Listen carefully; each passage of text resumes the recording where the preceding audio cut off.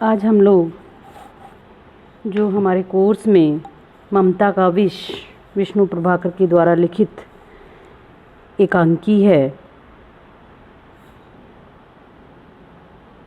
उस एकांकी का उद्देश्य हम लोगों ने देख लिया था, परंतु प्रश्न के रूप में आप लोगों के जो हैं ममता का विष एकांकी का सारांश प्रस्तुत कीजिए या ममता का विष एकांकी का मूल विषय स्पष्ट करते हुए सुनील की माँ की मानसिकता को स्पष्ट कीजिए। उसकी चर्चा हम लोग यहाँ पर करेंगे। ममता का विष एकांकी जो हैं विष्णु प्रभाकर के द्वारा लिखित एकांकियों में से एक महत्वपूर्ण एकांकी है। विष्णु प्रभाकर स्वयं एक बहुमुखी प्रतिभा के धनी साहित्यकार हैं, जिन्होंने उपन्यास, कहानियाँ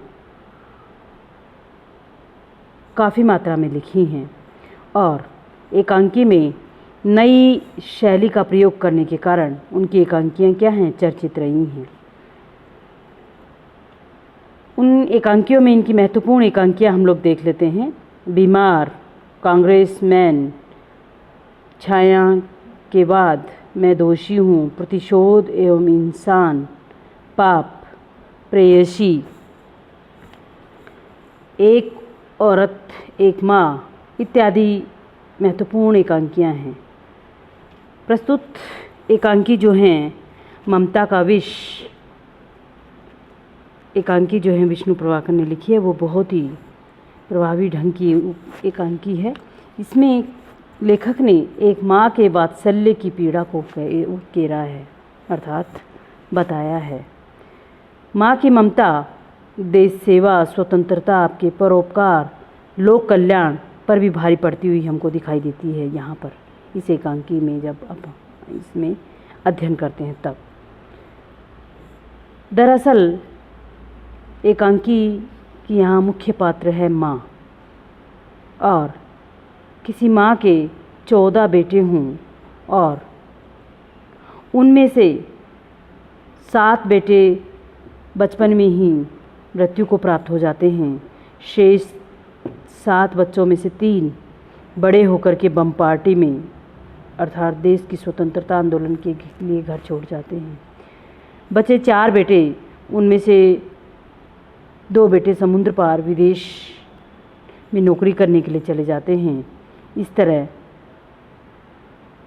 इन बेटों के बारे में माँ को कोई सूचना या वो माँ से उनका कभी मिलना नहीं होता है या उनसे कोई संपर्क नहीं है।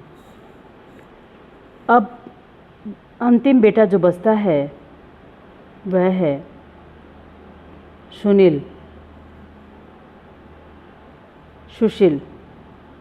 वह भी पढ़ लिख करके और बड़ा बन करके और देश सेवा के लिए माँ के पास से चला जाना चाहता है और कहता है कि माँ बड़ी या मातृभूमि, परंतु माँ की पीड़ा व उसके जीवन के दर्द को जो है इस तरह से बयां किया है। बेटी, वे लोग देश को बड़ी माँ कहते हैं, न जाने किसने उन्हें यह सिखाया था कि हम जिन्हें पाला पोसा उनके लिए कष्ट सहें, उनके लिए भी कुछ नहीं रहे, और वे जिन्हें कोई जानता तक नहीं, उनके सब कुछ हो गए हैं। एकांकी में 14वां बेटा इनका सुशील है। सुशील को बार बार बुखार चढ़ता है।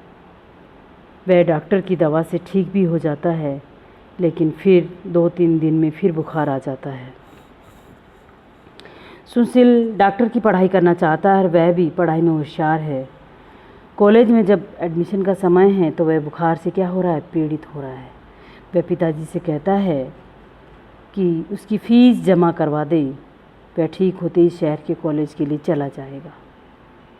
लेकिन माँ बार बार एक ही बात कहती है, तू बेटा एक बार ठीक हो जा, क्या बार बार शहर जाने की रट लगा रखी है। माँ डॉक्टर से एक ही बात कहती है डॉक्टर साहब, उदाहरण के लिए हम लोग देखते हैं, आप तो जानते हैं कि 14 बेटों में से यही एक बचा है। अपनी जान देकर भी मैं इसे बचाना चाहती हूँ। यही मेरा सब कुछ, मेरा जीवन है, मेरी दुनिया, मेरा धन, मेरा घर बार। डॉक्टर, मेरे प्राण इसी में बसे हैं। मैं इसके लिए जो भी कहोगे करूँगी। उधर सुशील का इलाज कर रहे डॉक्टर भी परेशान हैं कि आखिर बार बार बुखार चढ़ता क्यों है। इसलिए वह भी बड़े डॉक्टर से सलाह लेने की बात कहते हैं।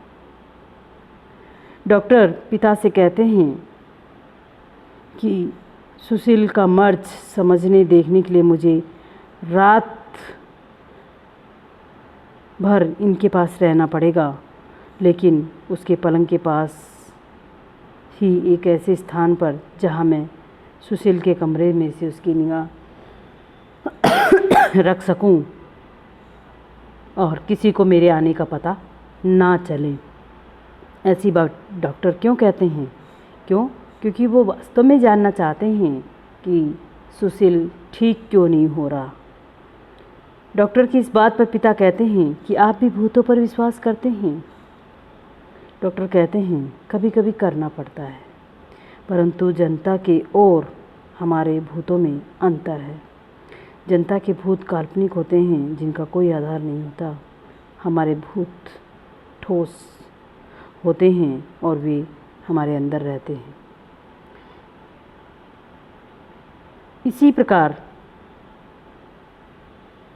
रात में डॉक्टर साहब देखते हैं कि सुशील के पास एक छाया आती है, उसकी चादर हटाकर उसका मुख चूमती है, दवाओं की शीशी को चिलमची में उलेट देती है।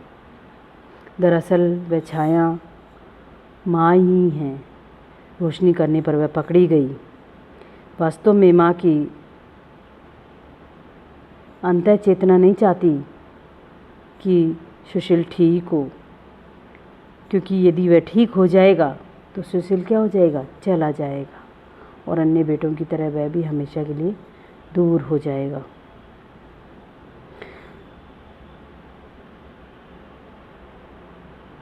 तब सुशील ने माँ से कहा भी था, इधर दूर दूर तक कोई अच्छा डॉक्टर नहीं है। रोग बेरोग टोक शिकार खेलते हैं। भला ऐसी हालत में देश कैसे उन्नति कर सकता है? इस प्रकार से ये कथानक आगे बढ़ता है और यहाँ पर हम सुशील की माँ के चारित्रिक की मनोवैज्ञानिक व्याख्या करते हैं, तो उससे ये स्पष्ट हो जाता है कि माँ के रूप में तो वो बिल्कुल सही हैं, अर्थात जैसा वह कर रही हैं वो ठीक कर रही हैं।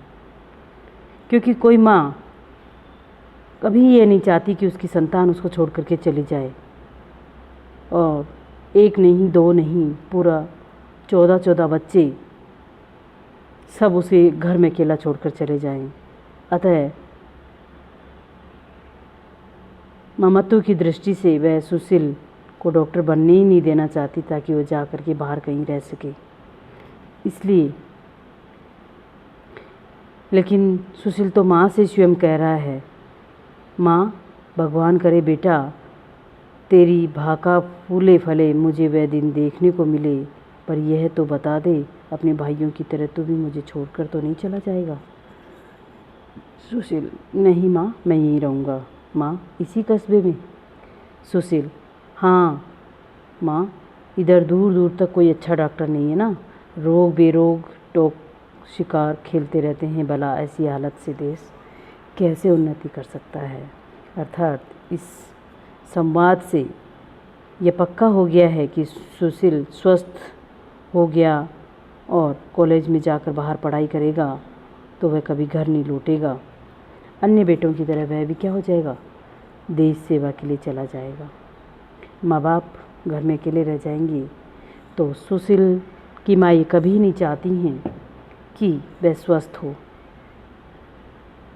इसीलिए देर रात अंधेरे में उठ करके वह उसकी दवाइयों को क्या कर देती हैं? चिलमिची में डाल देती हैं। ताकि उनको किसी को पता ही नहीं चले।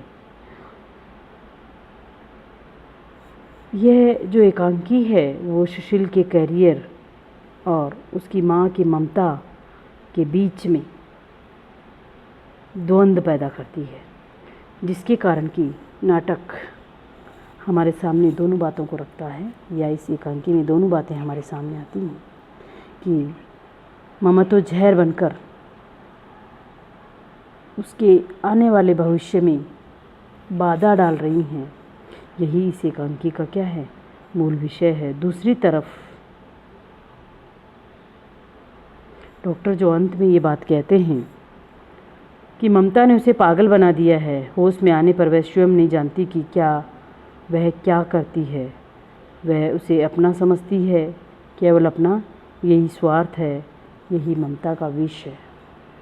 और वह माँ जो अपनी ममत्व की आड़ में पहचान ही नहीं पाती है कि वह अपने बच्चे का भविष्य बिगाड़ भी रही है।